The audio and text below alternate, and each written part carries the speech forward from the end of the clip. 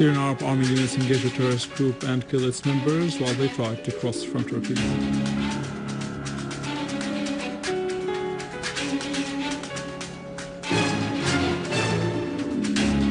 Russian naval forces continue military exercises in the Black Sea and the Mediterranean.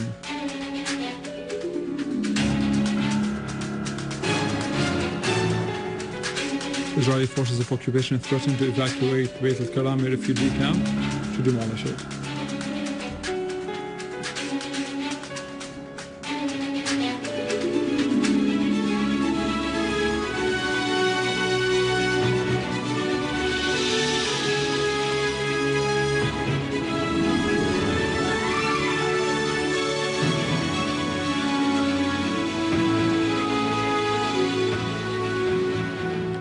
Good afternoon.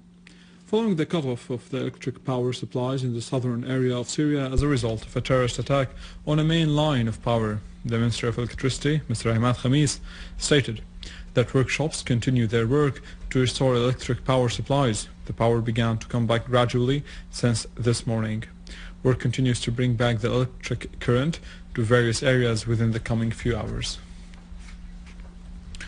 Syrian Arab Army forces continued to storm the hideouts of terrorists in addition to chasing those who escaped.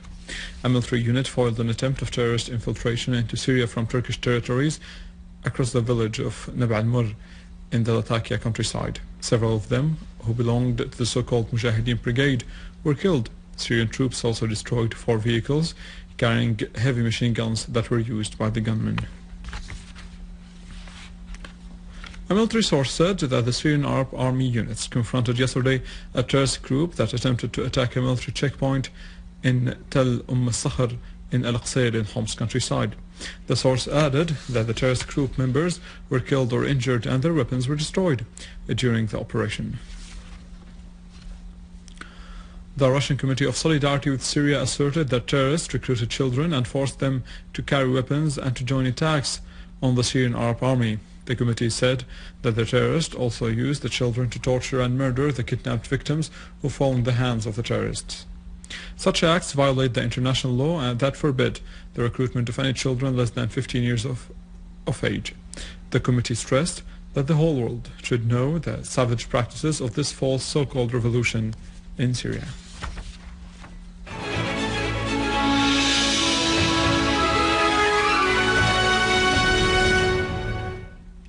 The Russian maritime forces continued their military exercises, which began 2 days ago in the Black Sea and the Mediterranean seas. The Russian Foreign Ministry said that 20 vessels and supply ships are taking part in the largest maneuvers during the recent years. The aim is to ensure the readiness of naval forces to carry out tasks assigned to them in areas remote from Russia.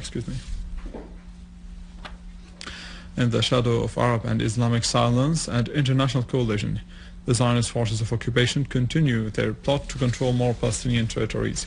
They threaten to displace Palestinians and to evacuate the camp of Beit al-Karameh, the House of Dignity. The Palestinians established this camp last Friday as a response to the Israeli announcement considering the area a military zone after confiscating 50 hectares of Palestinian territories.